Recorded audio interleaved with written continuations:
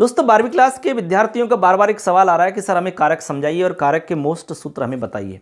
दोस्तों मैं आपको बता दूं, वैसे मैंने कारक का टॉपिक ऑलरेडी पढ़ा रखा है, लेकिन फिर भी आपकी जब डिमांड मैंने देखी है, यार बहुत दिन से कुछ बच्चे परेशान हो रहे हैं, तो मैं आपको यहाँ पर आज कारक का टॉपिक बता रहा हूँ। इसमें मैं आपको लगभग 15, 20, 25 के आसपास मोस्ट सूत्र बताऊँगा जो मेरे हिसाब से मोस्ट रहेंगे, पहले एग्जाम में पूछे गए हैं और जो मुझे लगता है कि पेपर में आ सकते हैं। उनको आपको अच्छे से समझ लेना है, रट लेना है, अच्छे से उनको याद कर लेना है और मुझे लगता है कि पेपर में आपके उनमें से आ जाएंगे। ठीक है, तो चलिए हम बिना देरी के वो क्लास शुरू कर लेते हैं जिसमें आपको मोस्ट सूत्र मिलेंगे। तो इस क्लास को आपको लाइक कर देना है, अपने दोस्तों को शेयर कर देना है और चैनल को सब्सक्राइब करना तो बिल्कुल नहीं भूलना है। ठीक है दोस्तों, चलिए शुरू करते हैं अपनी ये क्लास।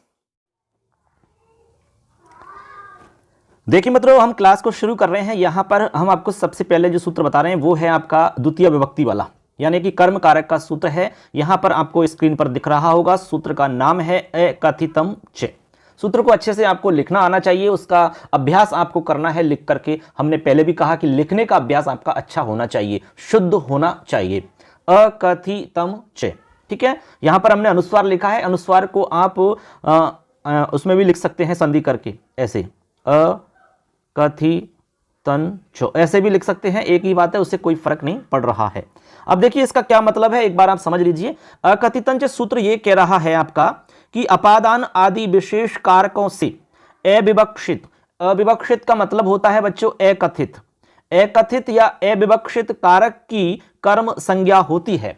आपको यह भी समझ में आना चाहिए कि जिसकी भी कर्म संज्ञा होती है उसमें हमेशा द्वितीय विभक्ति होती है। एक सूत्र है कर्मणि द्वितीया, इस सूत्र से कर्म में द्वितीय विभक्ति होती है। और कर्म संज्ञा वाला सूत्र तो आपको पता ही है, कर्तुरीप्सित तमम कर्म, ऐसे। तो यहां आपको समझ में आया होगा कि अपादान आदि जो विशेष कारक हैं हमारे, यानी अपादान आदि का मतलब है अपादान, इसके अलावा और जो भी कारक आपने पढ़े हैं वो सब कारक हैं। अपादान आदि से मतलब उन कारकों से जो अकथित होगा, जो अप्रधान होगा, उस कारक की हम कर्म संज्ञा करेंगे। इसको आप सरल भाषा में यूं समझ सकते हैं कि संस्कृत व्याकरण में बच्चों 16 धातु ऐसी हैं जिनके साथ प्राय 2-2 कर्म प्रयुक्त होते हैं। उन धातुओं को हम द्विकर्मक धातु के नाम से जानते हैं। 16 धातु हैं, 16 धातु का नाम आपको पता होगा, हमने क्लास में पढ़ा रखा है। ठीक है, इनके साथ में 2-2 कर्मों में से एक प्रधान कर्म होता है, एक आपका गौण कर्म होता है। इस गौण कर्म को ही हम अकथित या अविवक्षित कहते हैं। मैं आपको 16 धातुओं के नाम भी बता देता हूं, उसके लिए भी हमने एक गीत बना रखा है, गा करके हम बताते हैं बच्चों को मस्ती के साथ। दुहयाच पच दंड रुद्र प्रस चिब्रु शास जी मथ मुष निहरी कृष्वह। 16 हो चुकी हैं। दुहयाच पच दंड रुद्र प्रस चिब्रु शास जी मथ मुष निहरी कृष्वह, ऐसे।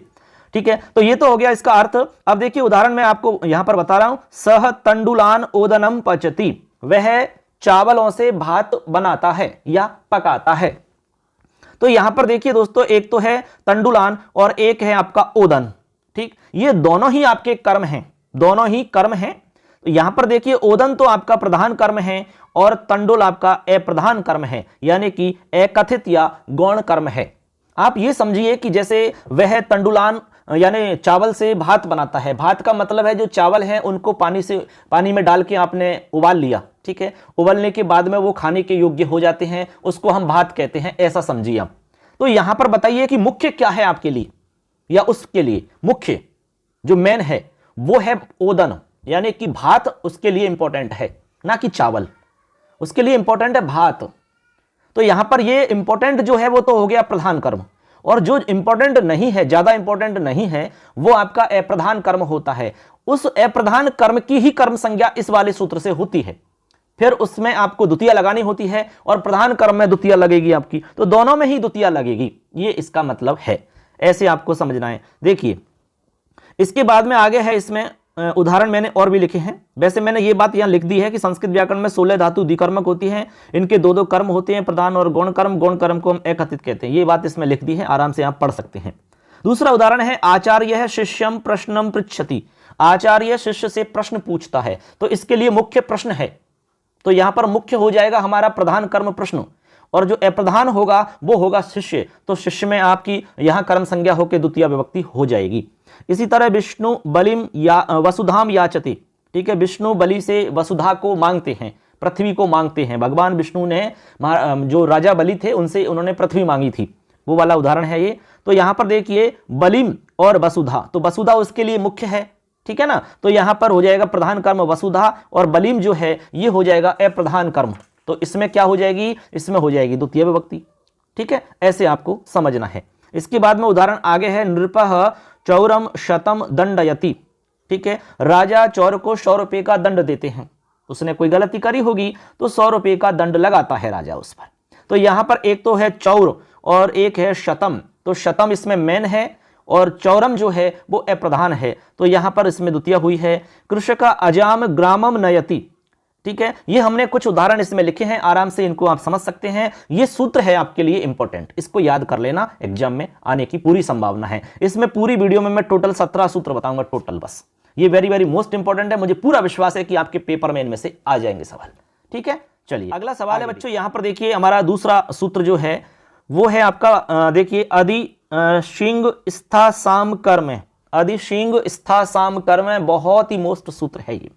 देखिए इसका मतलब क्या है, इसमें 3 धातु हैं, एक तो है शिंग, शिंग यानी सोना होता है, ठीक है, वो गोल्ड वाला नहीं है, शयन करना, नींद लेते हैं ना वो वाला सोना। इसके बाद में है स्था, स्था यानी ठहरना या बैठना होता है, आस यानी बैठना। इन धातुओं से पूर्व यदि अधि उपसर्ग का प्रयोग हो तो इनके आधार की कर्म संज्ञा होती है और कर्मणि द्वितीय सूत्र से उसमें द्वितीय विभक्ति होती है, ऐसे यहां समझना अर्थ। सीधा सा मतलब यह है बच्चों कि इसके अंदर एक तो आपका अधि उपसर्ग है, अधि तो उपसर्ग हो गया, और 3 धातु हैं इसमें, शिंग धातु, स्था धातु और आस धातु। इन तीनों धातुओं से पहले यदि अधि उपसर्ग लगा हुआ है तो, ठीक है, तो यहां पर आधार की कर्म संज्ञा हो जाएगी, मतलब द्वितीय विभक्ति हो जाएगी, ऐसे आपको सीधी भाषा में समझना है। उदाहरण देख लो, आप समझ में आ जाएगा। अध्यापक है आसंदिकाम अधितिष्ठति, अध्यापक कुर्सी पर बैठते हैं, अध्यापक कुर्सी पर बैठता है, ऐसा इसका अर्थ निकलेगा। अब यहां पर कुर्सी पर, अब पर के हिसाब से तो आपको पता है कि सप्तमी होनी चाहिए, लेकिन ऐसा नहीं होता है, क्योंकि यह विशेष कंडीशन है, विशेष सूत्र में बताया गया है कि यदि ऐसी कंडीशन होगी तो यहां द्वितीया करनी पड़ेगी, ऐसे, यही तो नियम है, यही तो सूत्र है हमारा। ऐसे आगे है इसमें हरि वैकुंठम अधिशेते या फिर अध्यास्ते, दोनों धातुओं का प्रयोग हमने कर दिया है। देखो अधिशेते का मतलब सोते हैं, हरि यानी भगवान, भगवान वैकुंठ में सोते हैं, वैकुंठ धाम में सोते हैं, और या फिर कह सकते हैं कि वैकुंठ धाम में बैठते हैं, ऐसे हम कह सकते हैं, दोनों धातुओं का इसमें प्रयोग है इसलिए, ठीक है। तो यहां पर आप समझ चुके हैं, देखो दोनों इन सभी धातुओं में अधि पहले आ रखा है और तीनों धातुओं का प्रयोग इसमें हो चुका है, शिंग, स्था और आस, ऐसे आप याद रखोगे। ये उदाहरण मैंने जो लिखे हैं ये उदाहरण आपके पेपर में आएंगे और आपसे पूछा जाएगा कि इसमें अंडरलाइन जो शब्द के नीचे आएगी उसमें कौन सी विभक्ति है और सूत्र का उल्लेख करना होगा, ऐसा प्रश्न आपके पेपर में आएगा। तीसरा सवाल देखते हैं, मतलब तीसरा सूत्र, तीसरा सूत्र है हमारा द्वितीय विभक्ति वाला ही है, ये भी अच्छा है क्योंकि ये तो सारे मोस्ट लिखे हैं हमने 17। देखिए वैसे तो बहुत सारे सूत्र हैं, 50 से भी ज्यादा सूत्र हैं, हमने उसमें टोटल 17 छांट के लिखे हैं अच्छे से। उपान बध्यांग वसह, देखो उपान बध्यांग वसह ये हमारा एक सूत्र है, इसका अर्थ क्या है सुन लीजिए। उप, अनु, अधि, आंग, ये उपसर्ग वस धातु, वस यानी रहना होता है बच्चों, वस धातु से पहले हो तो इनके आधार की कर्म संज्ञा हो जाती है, ये इसका मतलब है, कहने का मतलब द्वितीय विभक्ति हो जाएगी। इसमें देखिए एक तो है उप उपसर्ग, अनु उपसर्ग, अधि उपसर्ग, आंग, आंग में से बच्चों आ बचेगा शेष, ठीक है, हमने कोष्टक में लिखा भी है आ शेष रहेगा। ये 4 उपसर्ग दिखाई दे रहे हैं आपको, ये 4 उपसर्ग आपको वस धातु से पहले यदि मिलते हैं, वस धातु से पहले, वस धातु से पहले मिलेंगे तो देखो उप मिलेगा तो उपवसति बन जाएगा। वस धातु का रूप तो पट की तरह चलता ही है, पठति, पठतः, पठन्ति, वसति, वसतः, वसन्ति, तो उपवसति, अनुवसति, अधिवसति, आवसति, ऐसे रूप बनेंगे। कितना आसान है बताइए, आराम से कर सकते हो कि नहीं, इसलिए टेंशन नहीं लेनी है आपको। ठीक है, चैनल से जुड़े रहना, चैनल को सब्सक्राइब कर देना और वीडियो को लाइक कर देना। और कोई भी सवाल है तो कमेंट करिए, अपने दोस्तों को भी शेयर कर दो, जिससे कि उनको भी फायदा मिले यार। जो ज्ञान आपको मिल रहा है, जो जानकारी आपको मिल रही है, उन तक पहुंचाइए इसको। आगे देखिए, उदाहरण बता रहा हूं मैं इसी के। श्याम है नगरम उपवसति, श्याम है नगरम उपवसति। ठीक है, तो एक हमारा ये बन जाता है उदाहरण। इसके बाद में है लखन गृहम अनुवसति, लखन है गृहम अनुवसति। तो यहां पर देखिए नगरम में द्वितीया आ गई, गृहम में द्वितीया लग चुकी है हमारी। ठीक है, इसके बाद में सुरेश है जयपुरम अधिवसति, जयपुर में लग गई। हरि वैकुंठम आवसति। तो ऐसे करके हमारे 4 उदाहरण हो जाते हैं। इनमें से कोई भी पेपर में आ सकता है, 4 में से कोई भी एक उदाहरण आ सकता है। यहां पर देखो शब्द बदल सकता है, कर्ता में जो लिखा हुआ वो शब्द बदल सकता है। जैसे श्याम की जगह और कोई नाम आ सकता है, सुरेश की जगह और कोई नाम आ सकता है, लखन की जगह और कोई आ सकता है। इतना तो हो सकता है, उससे क्या फर्क पड़ने वाला, लेकिन नियम ये का यही रहेगा। ऐसे अगला है, देखो इसमें एक नियम और है हमारा, द्वितीय विभक्ति पूरी हो जाएगी फिर हमारी। अधोलिखित पदों के योग में द्वितीय होती है। कुछ पद हैं, इन पदों के योग में भी द्वितीय विभक्ति होती है। ठीक है, मतलब ये मानो कि हमने वार्तिक लिखे हैं ना, वो वार्तिकों में से ही पदों को निकाला है। वैसे वार्तिक याद करने पड़ते, लेकिन मैंने डायरेक्ट पद लिख दिए यहां पर, क्योंकि पदों के हिसाब से भी ऐसा एक प्रश्न आता है अपना।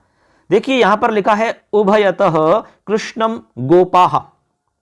यह मतलब हो गया कि उभयता का मतलब होता है बच्चों दोनों ओर, यानी कृष्ण के दोनों ओर गोप हैं, मतलब ग्वाले हैं। उभयता, उभयता पद के योग में हमेशा द्वितीय विभक्ति होती है, ये याद रखना है आपको। ठीक है, जब भी वाक्य में उभयता मिल गया तो द्वितीय करनी पड़ेगी वहां पर, इसीलिए कृष्ण में द्वितीय हुई।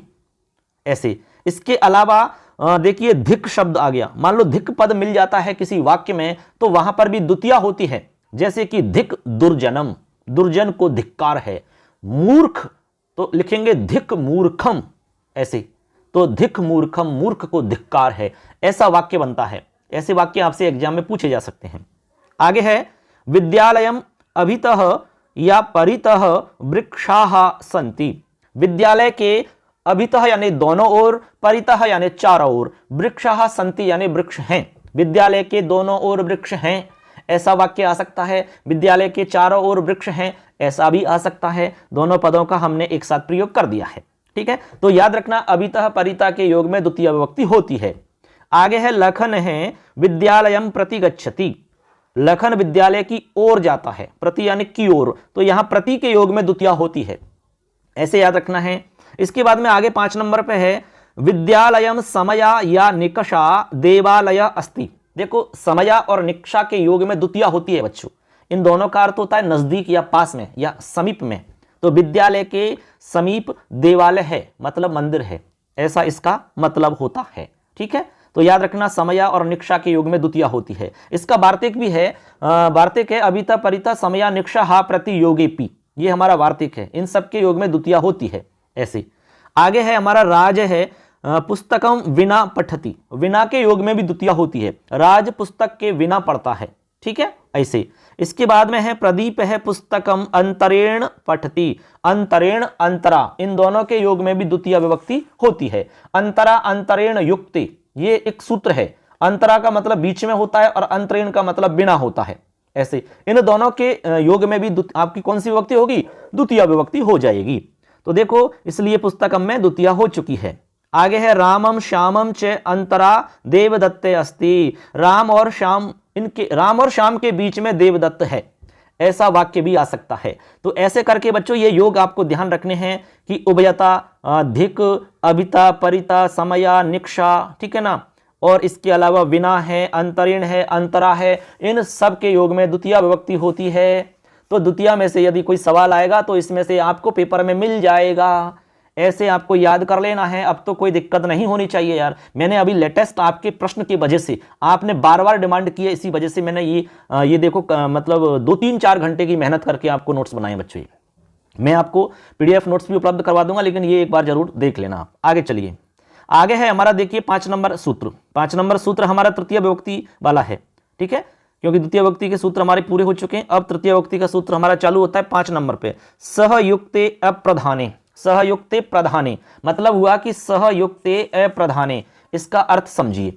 इसका अर्थ है, देखो लिखा है, मैंने सीधी भाषा में लिख दिया जो आपकी समझ में आ जाए उसी हिसाब से लिखा है। से, साकम, समम, सार्धम, इन शब्दों के योग में ए प्रधान कर्ता में तृतीया विभक्ति होती है। सीधी भाषा में समझ लीजिए, यदि किसी वाक्य में से, साकम, समम और सार्धम शब्द जुड़े हुए हैं तो समझ जाना तृतीया विभक्ति का प्रयोग होगा। सह यानी साथ में होता है, साकम यानी भी साथ में होता है, समम यानी भी साथ में होता है और सार्धम यानी भी साथ में होता है। ये अर्थ हो गए चारों के। अब उदाहरण देख लीजिए, सूत्र याद रखना है, इन सूत्रों को लिख करके याद करना यार, ठीक है। बिना लिखकर याद करोगे तो गलती हो सकती है आपसे, इसलिए इनको जरूर लिखना, एक जगह पन्ने में उतार लेना, लिख लेना इनको, ठीक है। वैसे तो मैं नोट्स आपको दे ही दूंगा आगे। उदाहरण देखो, पहला उदाहरण है पुत्रेण सह आगते है पिता, पिता पुत्र के साथ आया, पिता पुत्र के साथ आया, ठीक है। अब देखो के साथ जिस शब्द में जुड़ा हुआ है, के साथ जिस शब्द में जुड़ा हुआ है उसी में तृतीया लगती है, ऐसे आपको समझना है मोटी मोटी बात। तो यहां देखो पुत्र के साथ पिता आया, तो के साथ किस में जुड़ रहा है बच्चों? पुत्र में जुड़ रहा है ना, तो पुत्र में तृतीया लगेगी और इन चार में से कोई भी एक पद का योग होना चाहिए, वही सह, साकम, समम, सार्धम में से कोई एक पद आ जाएगा। तो पुत्रेण सह आगते पिता बन गया। ऐसे ही रामेण साकम सीता वनम एगच्छत, राम के साथ सीता वन को गई, तो के साथ कहां आ रहा है? राम के साथ में, तो राम में तृतीया लग जाएगी, सीधी सी बात है। और साकम यानी साथ में होता है। ऐसे आगे है गुरुना सार्धम शिष्य है पाठशालाम गच्छति, गुरु के साथ शिष्य पाठशाला जाता है, मतलब स्कूल जाता है गुरु के साथ। तो के साथ किस में आ रहा है? गुरु के, गुरु से जुड़ा हुआ है, तो गुरु में तृतीया लगानी है, तो गुरु का रूप याद होना चाहिए, गुरुना, गुरुना बनता है भैया, तो गुरुना बन जाएगा आपका। ऐसे इसके बाद में चौथा है, इसमें जनन्या समम पुत्र आपणम गच्छति, जननी के साथ पुत्र बाजार जाता है। अब जननी शब्द है जननी, अब बच्चों जननी शब्द का रूप आना चाहिए, तो जनन्या बनता है, जनन्या। ऐसे नदी की तरह बन जाएगा, नद्या बनता है, जनन्या बनेगा यहां पर। इस तरह से हमारा रूप बन जाता है। क्लियर है सबके? ऐसे देखिए ये हमारा सूत्र हो चुका है। अब देखिए नेक्स्ट सूत्र पे चलते हैं। ये वाला सूत्र बहुत ही मोस्ट है, वेरी वेरी मोस्ट इंपॉर्टेंट इसको हम कह सकते हैं। देखिए वैसे तो सारे ही मोस्ट है, लेकिन ये बहुत ज्यादा मोस्ट मैं आपको बता रहा हूं। ये नांग विकार है, ये नांग विकार है। इसका मतलब क्या है? पहले तो मतलब समझो। इसका मतलब है कि यदि शरीर के किसी अंग में कोई विकार दिखाई देता है तो उस विकृत अंगवाचक शब्द में तृतीया विभक्ति का प्रयोग होता है। बच्चों सीधी भाषा में लिखा है मैंने, यानी शरीर के किसी अंग में कोई विकार दिख गया, मतलब विकृति आ गई, ठीक है ना। जैसे कि मान लो हाथ में लग गई, फ्रैक्चर हो गया, हाथ टूट गया, किसी के पैर मतलब पैर नहीं है एक, किसी की आंख में प्रॉब्लम आ गई, आंख से काना हो गया, ठीक है, हाथ से लूड़ा हो गया ऐसे, और एक कान से बहरा हो गया, ऐसे ये विकृतियां हैं, इनको हम विकार कहते हैं शरीर के अंदर। तो ये कह रहे हैं कि जहां पर विकार है, जिस अंग में विकार है, तो उसी के अंदर आपको तृतीया लगानी है। ऐसे समझ गए? उदाहरण देख लो, समझ में आ जाएगा यार। नेत्रेण काण है, आंख से काणा। अब बताओ विकार कहां पर है? आंख में, तो आंख में तृतीया लगाई, तो नेत्र बोलते हैं संस्कृत में, तो नेत्र में तृतीया, तो नेत्रेण बन गया। ऐसे इसी तरह है कर्णेन बधिर है, बधिर है तो बधिर तो कान से ही होगा ना, तो कान में तृतीया लगा दो, आप कान को पकड़ो और तृतीया लगा दो, कर्णेन। ऐसे ही है पादेन खंज है, पैर से लंगड़ा है, तो यहां पर बताइए भाई पैर से है तो पादेन बन गया। अब देखो शीर्षा खलवाट है, खलवाट का मतलब गंजा होता है, तो गंजा तो सिर से ही होगा ना, तो सिर में तृतीया लगा दीजिए भाई, तो शीर्ष शब्द होता है, तो शीर्षा रूप बनता है तृतीया के अंदर, शीर्षा। ऐसी इसी तरह हस्तेन लुंज है, ठीक है, लूला ऐसे बोलते हैं ना हम, तो हाथ से होता है, तो हस्तेन में तृतीया लग जाएगी। इस तरीका से आपके उदाहरण बन जाते हैं। ये बहुत ही मोस्ट है, याद कर लेना। आगे चलिए, अगला है हमारा, देखिए अब चतुर्थी विभक्ति हमारी चल रही है यहाँ पर, और चतुर्थी के अंदर हमारा सबसे पहला जो सूत्र है बहुत ही मोस्ट है, रुच्यर्थानाम प्रियमाण है। कौन सा है? देखिए स्क्रीन पर, रुच्यर्थानाम प्रियमाण है। ठीक, अर्थ देख लो, रुचि अर्थ वाली धातुओं के प्रयोग में प्रियमाण, प्रियमाण का मतलब है बच्चों जिसको अच्छा लगता है, वह कुछ भी अच्छा लगता है, जिसको मान लो किसी को संस्कृत अच्छी लगती है, ठीक है ना, किसी को हमारा चैनल अच्छा लगता है, तो या किसी को संस्कृत व्याकरण अच्छी लगती है, किसी को लड्डू अच्छा लगता है, किसी को रसगोलकम रसगुल्ला अच्छा लगता है, मान लो, ठीक, ऐसे तो उसको हम कहेंगे प्रियमाण है। उसी की संप्रदान संज्ञा होती है, मतलब चतुर्थी विभक्ति होती है उसमें, जिसको अच्छा लगे कुछ ऐसे समझिए आप। जैसे देखो रुच धातु तो इसमें है ही, खैर रुच धातु के अलावा ऐसा अर्थ देने वाली और कोई धातु है तो वो भी आ सकती है, इस बात को समझ लेना। समानार्थी धातु, समान अर्थ देने वाली धातु का भी प्रयोग किया जा सकता है। उदाहरण है बालकाय मोदकम रोचते, बहुत ही फेमस उदाहरण है, बालक को लड्डू अच्छा लगता है। अब रुच धातु आत्मनेपदी है तो रूप आपको पता होगा, रोचते रोचेते रोचनते, लवते लभेते लवंते, सेवते सेवेते सेवंते, ऐसे चलता है, रूप याद होना चाहिए ऐसे। तो बालक को लड्डू अच्छा लगता है बन गया ऐसे। तो आपसे पूछ लेंगे कि बालकाय के नीचे अंडरलाइन कर देंगे और आपसे पूछेंगे कौन सी विभक्ति है और किस सूत्र से है, ऐसा ही तो सवाल आएगा ऐसे। आगे है बालकाय मोदकानी रोचन्ते, हमने यहां पर मोदकानी लिख दिया है बहुवचन में, मतलब बालक को लड्डू अच्छे लगते हैं, बहुत सारे लड्डू, बहुवचन है ना ये, ऊपर लड्डू अच्छा लगता है, एक ही है, केवल एक वचन है। आगे है गणेशाय दुग्धम स्वदते, स्वदते का मतलब भी सेम अर्थ है रुच धातु की तरह, अच्छा लगना होता है। हमने कहा ना कि रुच धातु की तरह अर्थ देने वाली धातु और भी आ सकती हैं, तो यहां गणेश को दूध अच्छा लगता है, हो गया। इसके बाद में भक्ताय रामायणम रोचते, भक्त के लिए रामायण अच्छी लगती है, भक्त के लिए तो भक्ताय बन गया। ऐसा ही मह्यम पठनम रोचते, मुझे पढ़ना अच्छा लगता है, तो यहां पर मह्यम, ठीक है, आपको अस्मद का रूप आना चाहिए भैया, अस्मद, अहम आवम वयम माम आवम अस्मन मया अवाभ्यम अस्माभि मह्यम अवाभ्यम अस्मभ्यम मह्यम, तो यहां बनेगा मह्यम, ऐसे चतुर्थी के अंदर बनता है एक वचन में, मह्यम पठनम रोचते, मुझे पढ़ना अच्छा लगता है। ठीक है, आपको भी लगना चाहिए ना यार, आप भी पढ़ाई किया करो, ठीक है, आपके लिए हम बहुत मेहनत करते हैं यार, रात भर जगना पड़ता है हमें, तब जाके नोट्स बनते हैं, इसलिए आपको बहुत अच्छे से मेहनत करनी है यार, ईमानदारी से मेहनत करना, तभी जाकर के हमारी जो मेहनत है रात दिन की वो सार्थक हो पाएगी, वो सिद्ध हो पाएगी, वो सही मायने में सही हो पाएगी यार, ठीक है। ऐसे ही व्यर्थ मेहनत नहीं जानी चाहिए। पेपर देने के बाद में आप हमसे संपर्क जरूर करना कि सर हमारा पेपर बहुत अच्छा हुआ है, ऐसे हमें बताना कि भाई आपने जो पढ़ाया उसमें से आया कि नहीं आया, ठीक है, नहीं आया तो वो भी बताना। आगे चलिए, अगला हमारा सूत्र है, देखिए ये भी बहुत ही अच्छा और मोस्ट सूत्र है हमारा, सूत्र को पढ़ते हैं। क्रोध द्रुहीर्षा सुयार्था नाम यम प्रतिकोप है, क्रोध द्रुह है, ईर्षा असूयार्था नाम यम प्रतिकोप, इनको लिखना है, बार बार लिख करके याद करना, केवल याद करने से नहीं होगा काम, लिखना भी आना चाहिए, क्योंकि पेपर में आपको लिखना ही पड़ेगा, आपसे कोई वहां पर बोलने के लिए नहीं कहेगा, लिखा हुआ सही है तो नंबर पूरा, और लिखा हुआ गलत तो नंबर कट हो जाएगा, ऐसे आपको पूरे नंबर चाहिए तो लिख के प्रैक्टिस कर लेना, हम बार बार इसी बात को कह रहे हैं आपसे, ठीक है ना, ऐसे। अब अर्थ समझ लो बच्चों, बहुत ही आसान है, क्रोध धातु, द्रुह, ईर्ष्य और असूय, ये चार धातुओं का नाम है। इन चारों धातुओं एवं इनके समानार्थी अन्य धातुओं के योग में जिसके प्रति क्रोध आदि प्रकट किया जाए उस शब्द की संप्रदान संज्ञा होती है, मतलब चतुर्थी विभक्ति होती है, सीधी भाषा में समझ लो, मतलब क्रोध धातु का प्रयोग हो किसी वाक्य में, द्रुह धातु का प्रयोग हो, ईर्ष्य धातु का प्रयोग हो, या फिर असूय धातु का प्रयोग हो, ठीक है, या फिर इनके समान अर्थ देने वाली और कोई भी धातु हो सकती है, उनका प्रयोग होने पर चतुर्थी विभक्ति लगेगी। यहां पर देखो, क्रोध धातु का मतलब क्रोध करना होता है, और द्रुह का मतलब द्रोह करना होता है, ईर्ष्य का मतलब ईर्ष्या करना होता है, असूय का मतलब जलना होता है।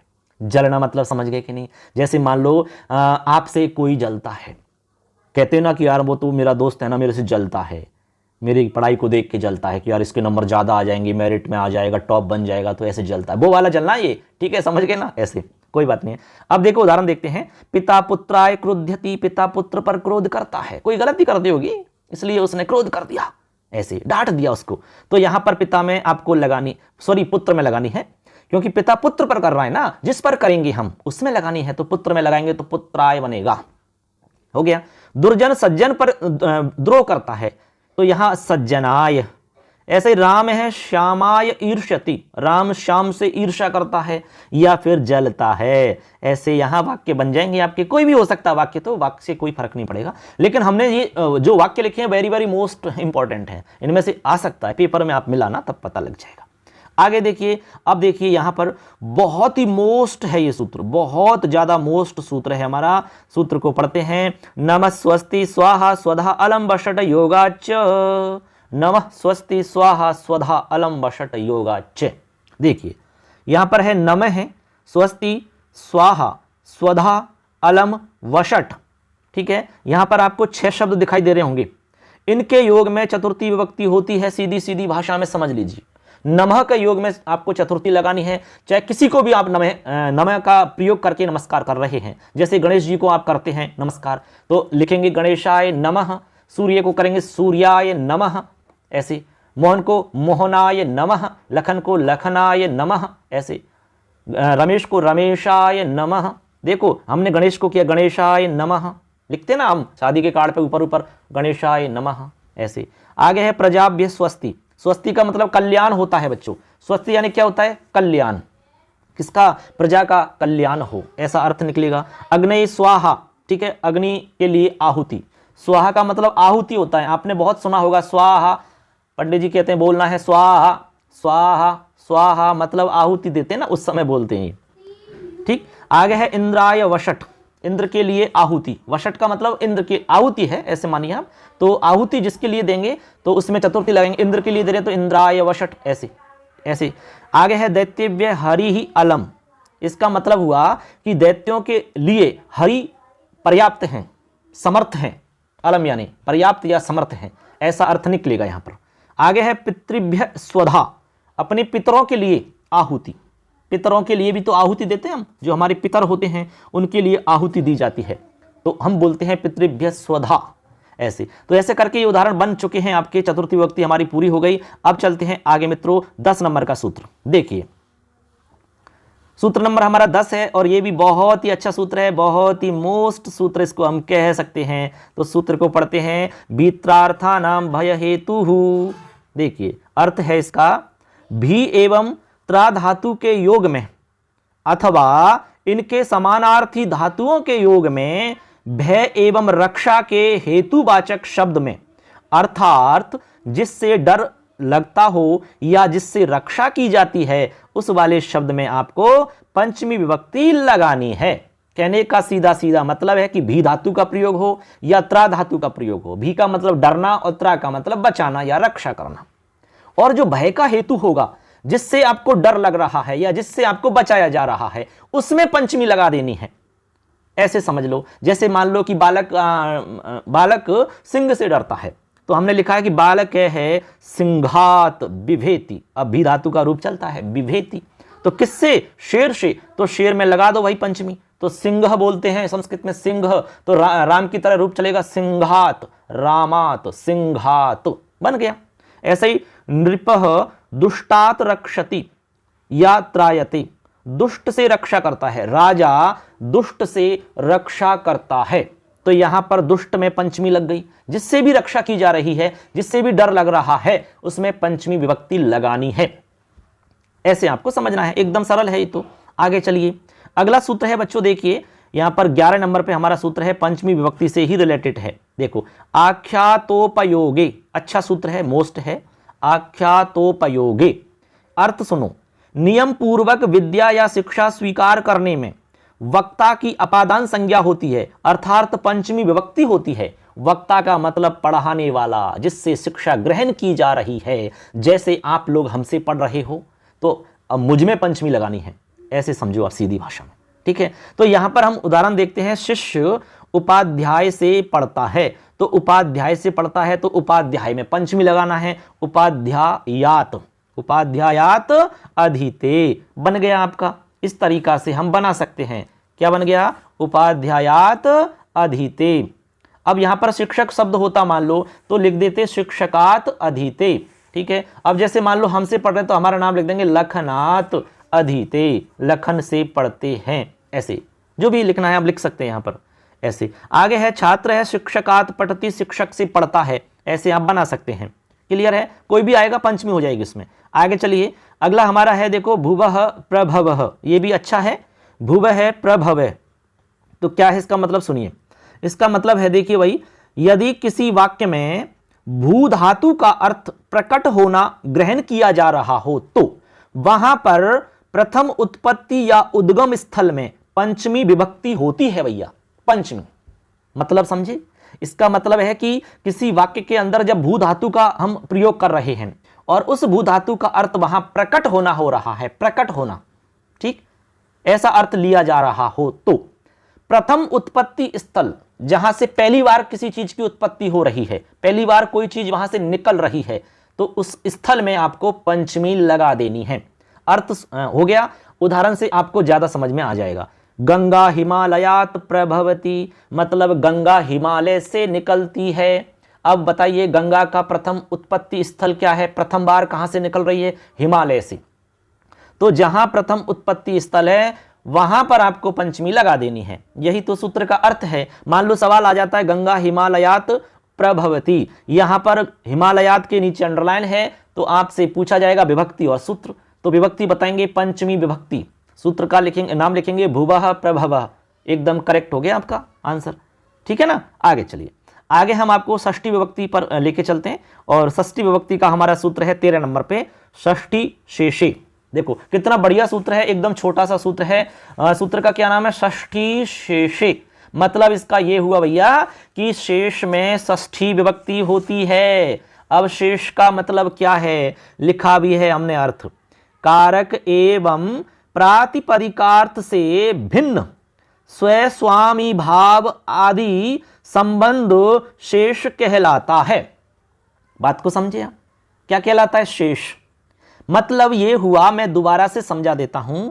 आगे लिखा है कि शेष में शेष अर्थ में षष्ठी विभक्ति होती है। इसको थोड़ा और सरल करता हूं, कहने का मतलब यह है कि जब किसी वाक्य में अन्य कारक या उपपद विभक्तियों के नियम लागू नहीं होते हों तो वहां पर षष्ठी विभक्ति का प्रयोग कर दिया जाता है। ऐसे समझ सकते हो आप। सामान्यतः किसी एक पदार्थ का किसी अन्य पदार्थ से जब संबंध स्थापित करना होता है तब हम वहां पर षष्ठी विभक्ति लगाते हैं। तो कहने का मतलब हुआ कि संबंध में षष्ठी का प्रयोग करते हैं। संबंध होना चाहिए, कोई भी संबंध हो सकता है। जैसे आपने कहा कि ये मेरी किताब है, तो आपका संबंध हो गया, आप स्वामी हो गए किताब की, तो मम पुस्तकम आएगा, मम पुस्तकम। हमने कहा हमारी है तो अस्माकम आ जाएगा। ऐसे उदाहरण देखो, राज्ञ है पुरुष है, राजा का पुरुष। अब देखो यहां पर बताइए संबंध है कि नहीं, बिल्कुल है साहब संबंध, राजा का पुरुष है तो संबंध है कि नहीं, अवश्य। तो यहां पर राजन में आपको षष्ठी लगानी है, तो राजन शब्द याद होना चाहिए, तो राज्ञ बनता है। ऐसा ही दशरथ से पुत्र है, तो यहां पर भी संबंध है, तो यहां दशरथ में षष्ठी लगेगी राम की तरह। ऐसा ही वृक्ष से शाखा, वृक्ष की शाखा, डाली, तो यहां पर भी संबंध है, रिलेशन तो है ना पेड़ के साथ डाली का, तो यहां पर भी लग जाएगी। कुंभ से स्वामी, कुंभ का स्वामी, जो कुंभ बनाता है मिट्टी इत्यादि से, उसका स्वामी, तो कुंभ से में लग जाएगी। ऐसा ही है अयम रामस्य विद्यालय, अयम, अयम पुल्लिंग का रूप है, यह राम का विद्यालय है, तो यहां पर राम से संबंध है विद्यालय का, तो रामस्य में लगा दी हमने। इयम लखनस्य भगिनी, यह लखन की बहन है, सिस्टर, तो यहां पर लखन का भगिनी से संबंध है ना, तो हमने यहां लिख दिया लखनस्य। ऐसे इदम राजस्य पुस्तकम, यह राज की पुस्तक है, ठीक है, तो राज का पुस्तक के साथ में संबंध है, तो यहां पर षष्ठी लगा दी। ऐसे आप बहुत सारे उदाहरण बना सकते हो, इसमें कोई प्रॉब्लम नहीं है। ठीक है बच्चों, इसमें कहां दिक्कत है बताइए, कितना आसान तरीका से मैंने समझाया आपको। तो ये मोस्ट सूत्र हैं, लिख लिख करके प्रैक्टिस कर लेना, गलती नहीं होनी चाहिए। आगे देखिए, अगला इसी में है हमारा, देखिए षष्ठी वाला ही है, 14 नंबर पे है, देखिए इसको भी हम समझते हैं। 14 नंबर पे कर्तृ कर्मणोः कृति, कर्तृ कर्मणोः कृति, बहुत ही बढ़िया सूत्र है। अर्थ सुनो, कृदंत शब्दों के योग में उसके अनुक्त कर्ता एवं कर्म में षष्ठी विभक्ति का प्रयोग हो जाता है। कृदंत का मतलब है कृत प्रत्यांत, जिसमें कृत प्रत्यय लगा हुआ हो, उसको हम कहेंगे कृदंत। तो कृदंत शब्दों के योग में, ठीक है, कृदंत शब्द का योग होना चाहिए। तो आप क्या करोगे, उसके अनुक्त कर्ता और कर्म में षष्ठी लगानी है आपको। दो जगह षष्ठी होगी, या तो अनुक्त कर्ता में होगी या फिर कर्म में होगी। उदाहरण देखो, पुस्तकस्य पठनम, पुस्तकस्य पठनम, यहां पर आपका कृदंत प्रत्यय है, ल्युट प्रत्यय से पठनम बना हुआ है, तो यहां पर पुस्तक में लग जाएगी षष्ठी, तो पुस्तकस्य पठनम। ऐसे ही है कृष्णस्य कृति, कृष्ण की कृति, यहां पर भी आपका तिन प्रत्यय है, तिन, ये भी आपका कृदंत वाला है कृति में, तो कृष्ण की कृति, यहां पर षष्ठी हो गई। ऐसे ही जगतः कर्ता कृष्ण है, जगतः कर्ता यानी जगत के कर्ता कृष्ण हैं, जगत के कर्ता कृष्ण हैं, तो यहां पर कर्ता में त्रिच प्रत्यय हो गया बच्चों, त्रिच, और त्रिच आपका कृदंत होता है। ऐसे तो यहां पर आपको षष्ठी लगाई, कहां पर, जगत में षष्ठी है आपकी। जगत में षष्ठी विभक्ति है, ऐसे बात को समझ रहे कि नहीं। ऐसे आगे है कालिदासस्य कृति, कालिदास की कृति, तो यहां पर आपका 3 प्रत्यय है और कालिदास में षष्ठी हो गई आपकी, कालिदासस्य। ऐसे आपके रूप बनते हैं इसमें। अब चलते हैं हम आगे 15 नंबर सूत्र पर। 15 नंबर सूत्र आपका सप्तमी विभक्ति से रिलेटेड है। देखिए सप्तम्य अधिकरणे च, ये हमारा सूत्र है सप्तम्य अधिकरणे च।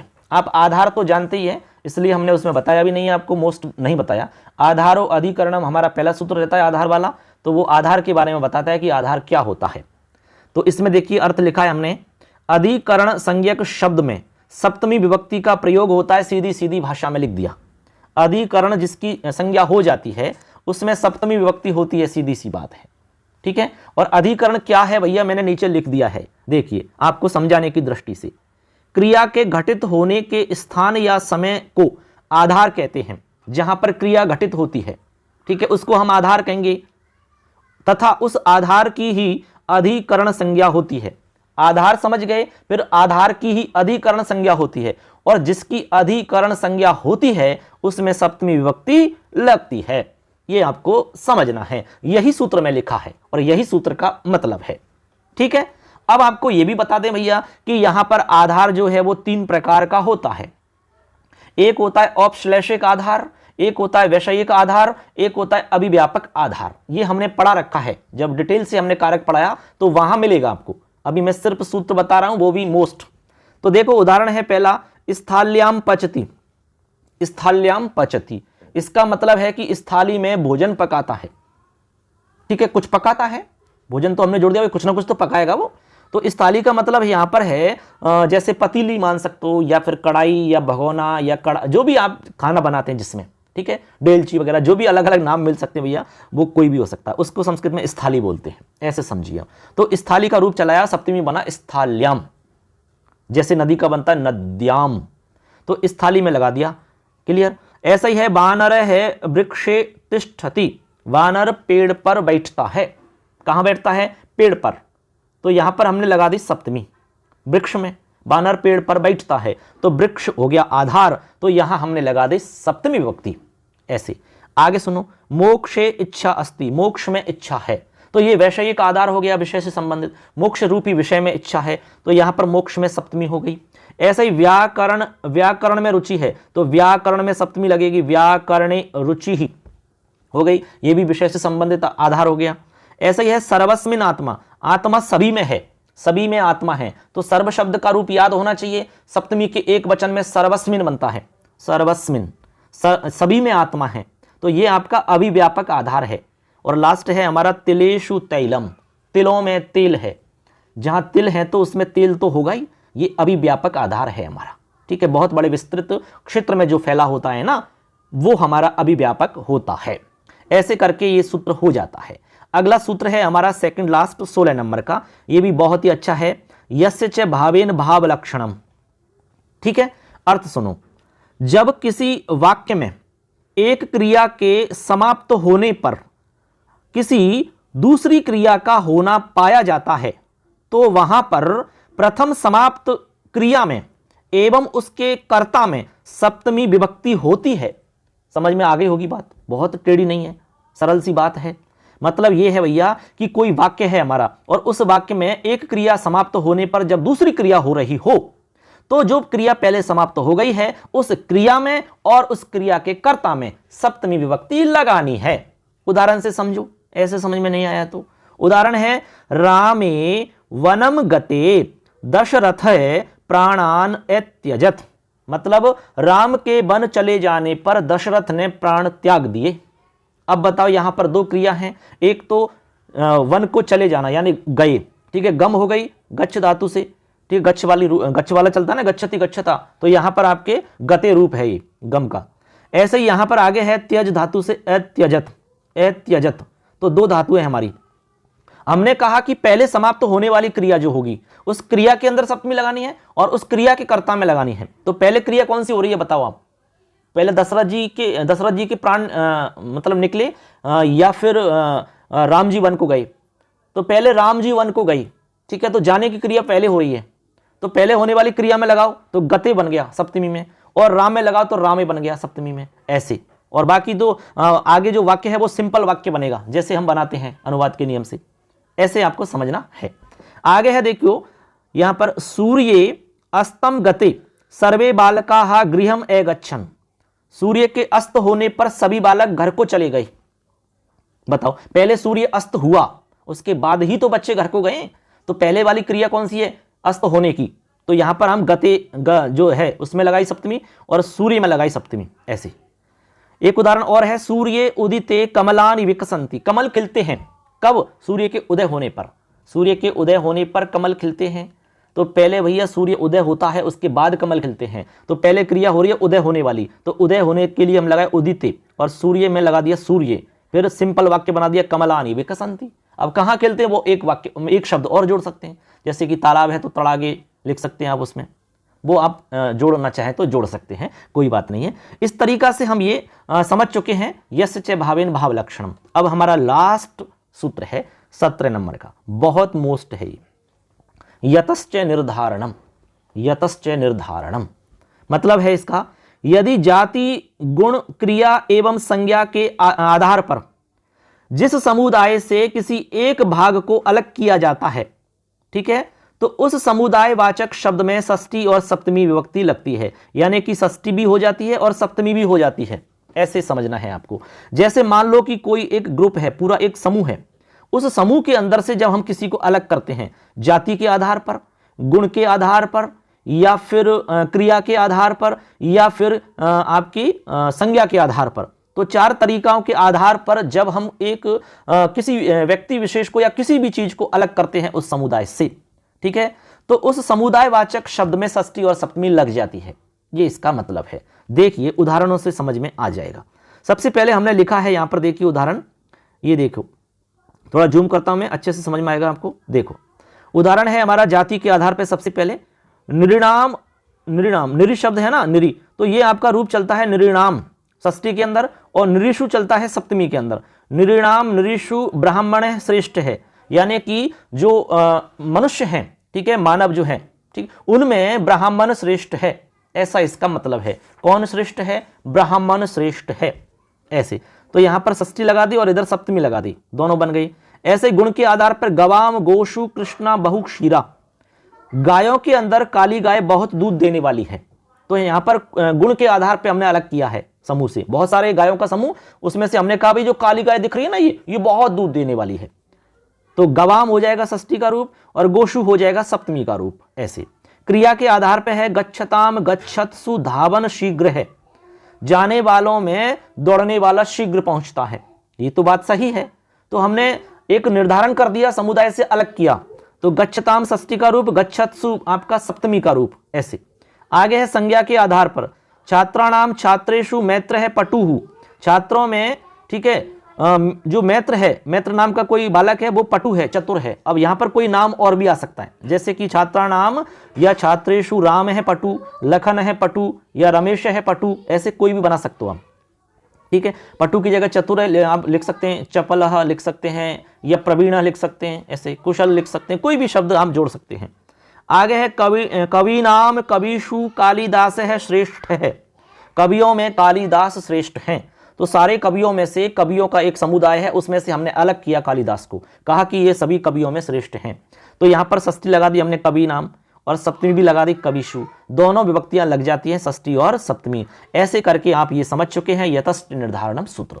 तो दोस्तों इस तरीका से हमने यहां पर आपको टोटल 17 सूत्र बताए, जो कि बहुत ही मोस्ट इंपॉर्टेंट सूत्र हैं ये सब, और मुझे पूरा विश्वास है कि आपके एग्जाम में इनमें से जरूर पेपर में मिल जाएंगे।